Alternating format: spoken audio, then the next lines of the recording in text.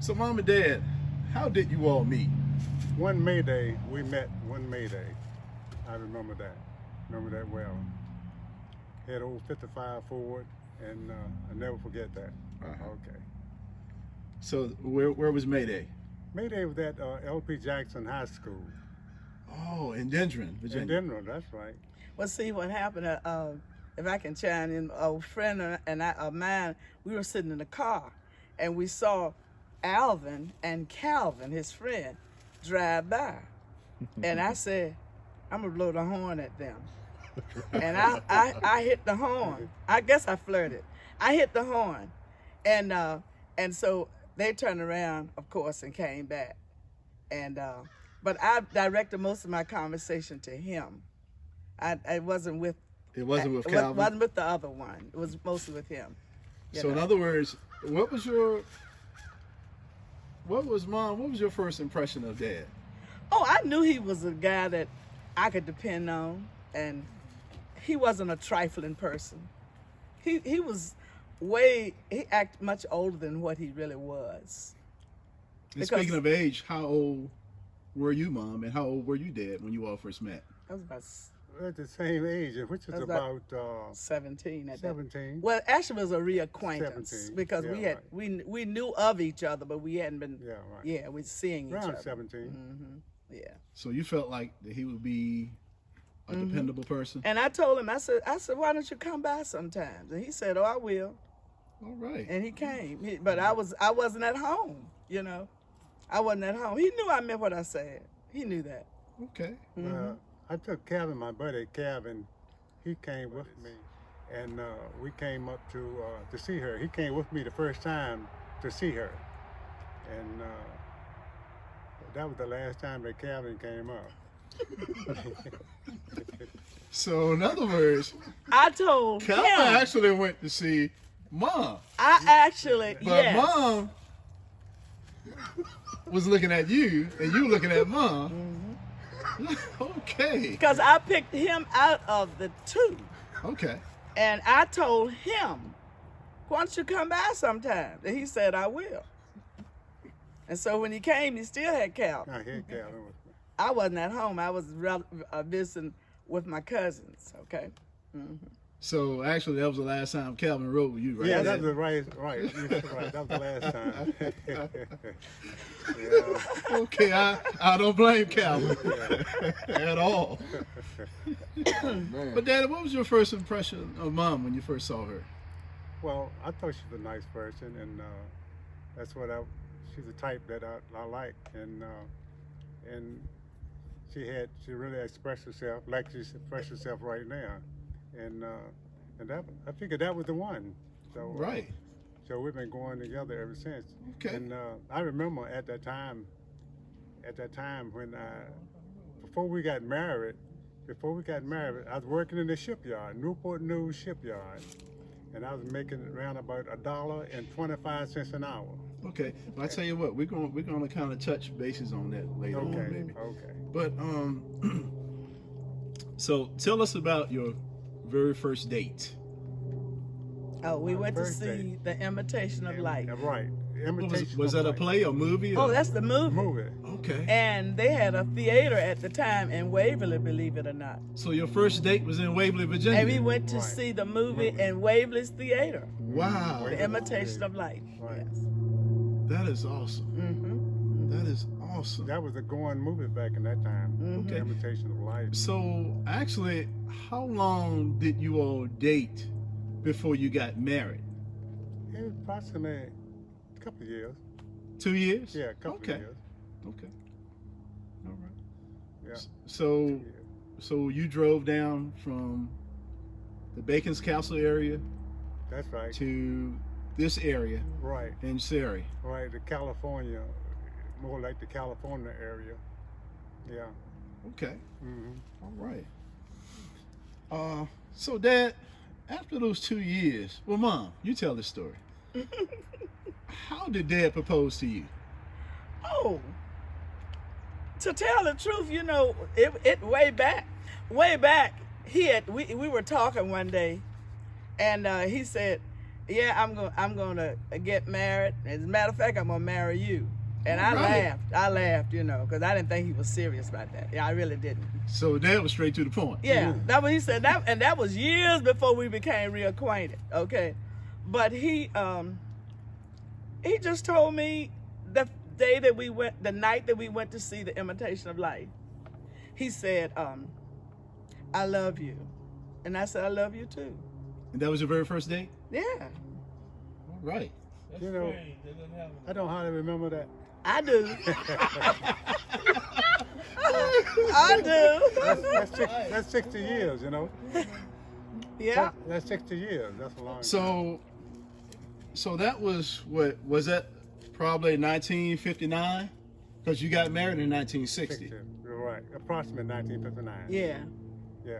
58 or 59. 58 or 59. more than likely, yeah. Okay, so that was Probably. before Mm-hmm. the 60s. But since we're kind of talking about the 60s, and this is amazing how times have changed. So I got a few numbers for you all dealing with the cost of living in the 60s. All right, so did you know that in 1960, the average cost of a house was $12,700? Yes. Yeah. Mm-hmm. The average monthly rent was $98 a month. The cost of a gallon of gas was 25 cents per gallon. That's right. Now, you were big time if you got a TV in 1960, Yeah. because a 23-inch TV in 1960 cost $219.95. Now, if you had a brand new car, that brand new car cost you $2,600 in 1960. All right. What about a can of beef or ravioli? That was 30 cents a can. 30 cents a can. Yes. A loaf of bread in 1960 was 20 cents a loaf. Now, you were big time if you got a Polaroid camera at 1960, because the cost of a Polaroid camera was $93.45. So if you were walking around with a camera in 1960, that was saying something special about yourself. Okay. Yeah. All right. And the cost of a contemporary living room furniture was $350. Yeah, that was about right. 1960. So getting back to your marriage and the proposal, Daddy was pretty much straightforward. Said, "I love you." So you said, Earnestine, I want to spend the rest of No, your life. No, I didn't say Rest of my that. life with you, or? But I didn't say that. But one of the things, you know, I came up with a family that Mom and Dad stayed together.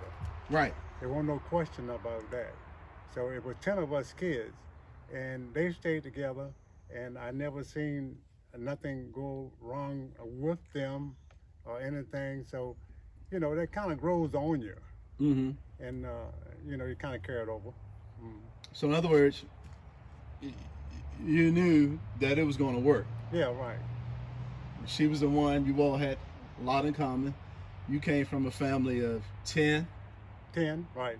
And And actually, mother, you came from a family of it was 10, but the 10. 10th one was stillborn. right. You lost one of your Yeah, sisters, right. so pretty much you all came from large families. Right, that's right. So you had so much in common, That's right. and you shared some of the same values. That's Right. right. So when you decided to get married, well, actually, let's run it back some. Daddy, okay, so you proposed to mother at the theater or after the movie? After the movie? After the movie. Okay, and that was in Waverly. That's right. So you proposed in Waverly, Virginia. All right. Now, when you all made plans to get married, from what I understand, you didn't have a church wedding No. at the beginning. So, did you go to the justice of the peace, or did you go to the pastor of of your church, or Yeah. were you all? Did you all attend the same church? No, at that time we made the proposal. We went to the pastor in Savage, Virginia, which was Ella Bell. Elder Bell. And we Elder went to the Bell. house. We went to his house, Ella Okay. Bell. Right. That's awesome. Yeah. So you went to Elder Bell's house. Right. Elder Bell kissed the bell. And we had the dad and my sister were there for witness. Okay. That's awesome. I was going to ask you that. So who witnessed? So your sister Mabel. Mabel. Mabel was a witness. Aunt Mabel. That's now living in New Jersey. That's right. Wow. And Earnestine and mother? Oh. Not Earnestine. Daddy Spratly. Okay. Now, Mom, did you have any witnesses on your side? No, it was just Mabel and Daddy Spratly. Okay. Yeah. Okay.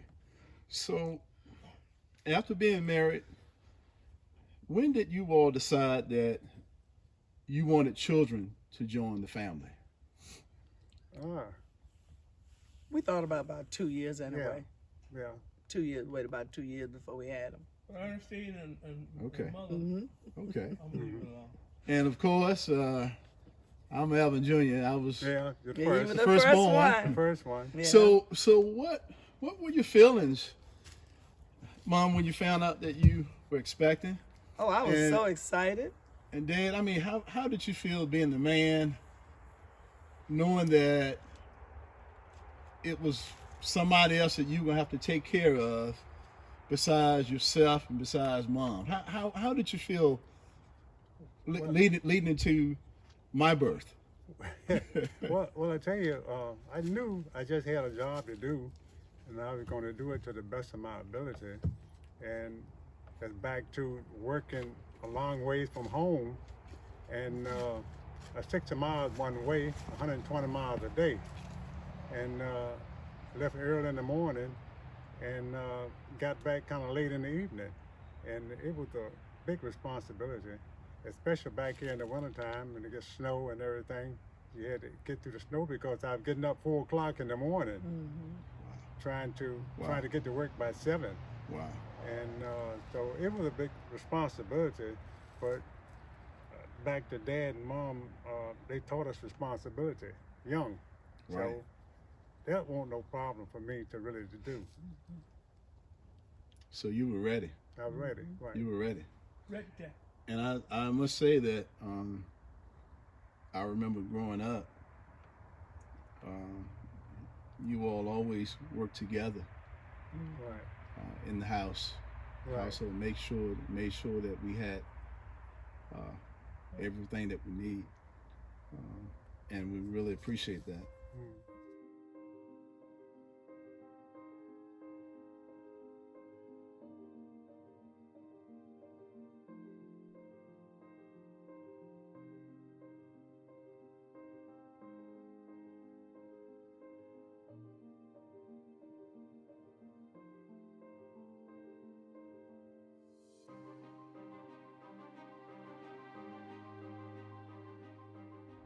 Going back to having children. So when do you all decide that it was time to maybe try to have another child? Yeah. I don't remember that one. But we didn't want to place them too close. See, I think it's a parent's responsibility to try to make arrangement with the children so they can able to take care of them. You know, and so we were spaced at 5 years, and it worked out. It worked out fine that way. Yeah, we thought it was time after 5. Yeah. And baby number 2 was my brother Derek. So now Derek was born in 1967. And Mother, share the story with us again about how you surprised Derek. my Uncle Isaac. Isaac. Because my Uncle Isaac was drafted to go to Vietnam. So he was in Vietnam. And can you tell us about that? Oh yeah, well he was in Vietnam, and I wrote him often, and I would sent him these cookies. He loved those lemon cookies filled with the lemon ice, and I would always send those to him. And in a little note, I would tell him that we are all doing well, and we're just trying to make it, and we were looking forward to you coming home. So, excuse me, but all right, you say you sent him cookies. So you mailed him cookies. You went to the post office. Oh, I always mailed him cookies, yeah. And you wrapped them up. Oh yeah, we always did that. So you sent cookies to Vietnam. To Vietnam, we Wow. always sent cookies to him. Wow. That's what he wanted, and different ones might have sent something else, but I know I religiously sent him cookies. I did myself, and he didn't know. I was pregnant, and I didn't tell him that I was pregnant. I said, we can hardly wait for you to get home, and he said, yeah. He said, I can hardly wait to come either. So that's how that was. But then when he got home, everybody rushed over to the house because Derek had already been born, and so they rushed to the house to see his reaction. To see the surprise. That's right. And so I was sitting there. I was there, and after a while, I came out and I had this baby, and he said, whose baby is this? I said, it's my baby. He said, this is your baby? And he stood with his mouth hanging open for the longest time. He couldn't say anything. He just stood there with his mouth just wide open. He was so much in shock that I had a baby, carried the baby for 9 months, never told him, nobody else told him, because I said, whatever you do, don't tell him. And they didn't. They didn't. That's awesome. That is awesome. So, what advice would you give those who want to get married? And what advice would you give those who are already married? How to keep the marriage strong? I don't know. One size doesn't fit all. So it's difficult to figure that out. You have to work together. The only thing that I know, and you have to find out what is going to work, and what doesn't work, don't bother with it. Most people know that's what's not going to work, and so what you do, you have to deal with that, and you have to. That's a decision to make. It's a decision. Marriage is a decision. Once you make that good decision, we hope you make a good decision. And your marriage will turn out okay. But it different things, we be at now until tomorrow trying to figure out every little thing that will work between, because people are different. Right. People are different. That's right. Some people get... So we didn't know that Peter Rabbit, we didn't know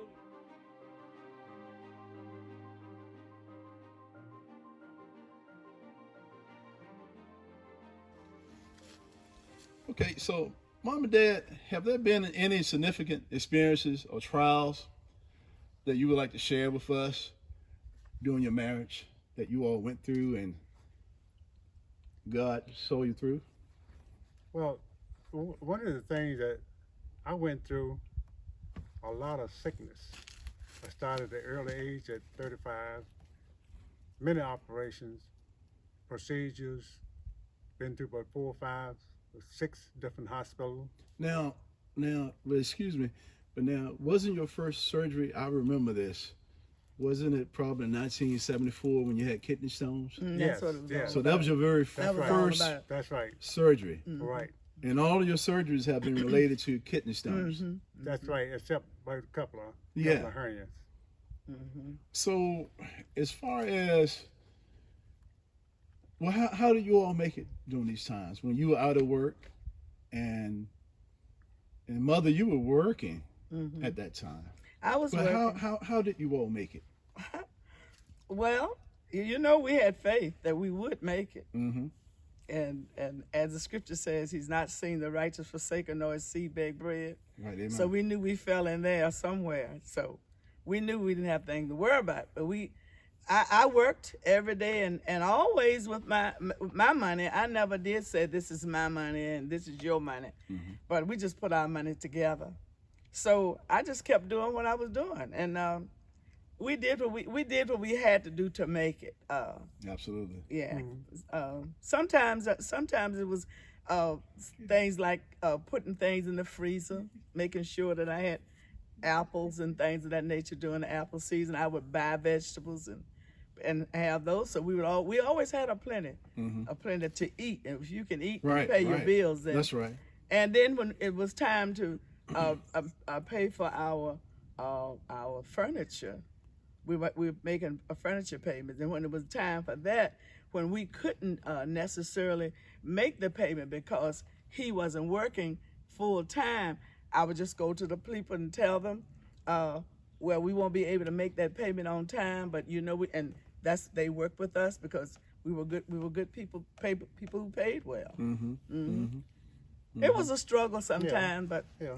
It's amazing. In 60 years, But in 60 years, everything didn't go smooth. that's right. You're gonna have some good times. You're gonna have some bad times. yeah, Right. yeah. But you just had to hang in there, and whatever situation I went through, she hung with me. Right. You know, and that's Oh yes, I another thing. remember that. Yeah. I firmly believe in teamwork makes the dream work. Oh yeah. Definitely. Oh, yeah. And I can say Exactly that right. that you all have always worked together as a team. Yeah. Always worked together as a team, and that's been inspiration to my brother and I, and also to our son. Seeing how you all work together, have always worked together as a team. Funny, I don't like a cat. I see we have the cat joining the interview, I just, but the cat is okay. I know it. I just didn't want him to rub on me.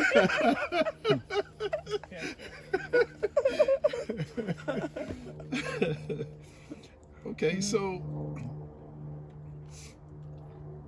how would you all summarize these 60 years of marriage? Well, for me, it has been excellent. We had our ups and downs, but basically we always come out. The Lord bring us out. Whatever situation or test that we go through, He's there. He has been there to bring us out of all types of situations. And you can believe me, we have seen many different situations these last 60 years. Nobody knew. And it's been tough, but you make it out. God will bring you through all these situations that you're in. And, So what you all said, that if you continue to pray together, that you will continue to stay together. that's right. And one thing too, if it was something that we might not have agreed on, we didn't fuss and fight about it. We always talked about it. And we never went to bed angry with each other or get up in the morning not speaking to each other. We never did that. Because if it was something I felt that it wasn't, I didn't agree. I just don't agree with that. And we'd talk about it, and then he said, but see if so, and then I would see it also, okay, and we work it out okay. And that was one thing about it. I always tell people, talk about your situations. If it's something you don't agree on, don't be angry, don't get upset, but talk about it. Some situations nowadays are so tough until you really can't talk it out.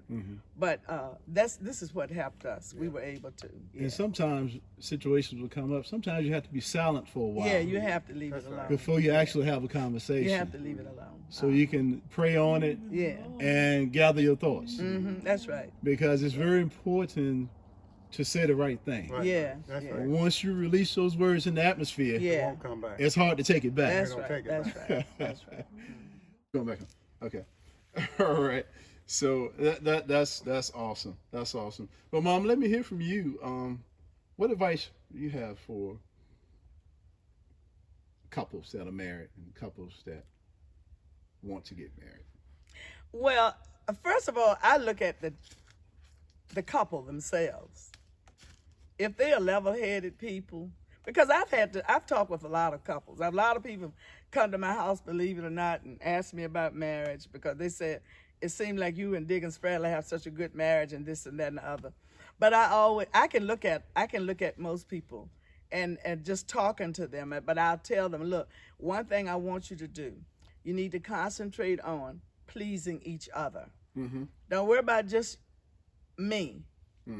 But we are to please each other. What you want for him, for yourself, want the same thing for him. And so, in other words, your dad has been nice to me, and you know that. No. I never Oh, let yeah. him be any nicer to me than I am to him. Right. And so that's one thing about it. We need to treat each other as human beings That's right. and love them and be in love and love each other together and try to understand each other and give yourself time to find out more about the individual. And you'll be able to see little things, you know, you That's will. right. It takes time. And yeah, but it can work. And I always tell couples, oh yes, it can work. Don't let people tell you that marriage doesn't work anymore. That's not true. But it's the individuals who make it work. That's right. Yeah, I think one of the things too, you know, years and years ago, the man worked and he made the money. Right. Now you have the wife is working and she makes the money. Absolutely. So I think, and a lot of times she's making more money than the man, and a lot of times that can be a problem. A lot of times it be a problem, but I wouldn't care if she made more money than I made. Amen. I agree for know, that. But I agree. you have to work together on that money situation. Money situation has caused a lot of divorces. That's the problem. That's money situation. It's caused a lot of divorces and things of that sort, like that, things of that nature. But it'll be all right if you pull together on everything. So, when you all got married, and I can say when I married Rita, we married for love. So I'm not going to make this about me because we're talking about you. Right. But I use you all as an example. You all have been an example to us because we didn't have much of anything. But one thing that we had was love, and we built on that. And we're still building. We're still working together as a team to accomplish things in life. That's right. And so we really appreciate you for that, for being that example. That's because children learn what they live. Right. And because you saw that, you want to carry it over. And so this is what happens. It goes over from one generation to the other if they will work on it. Right. But there's always going to be some failures. That's right. Absolutely. Absolutely. Absolutely.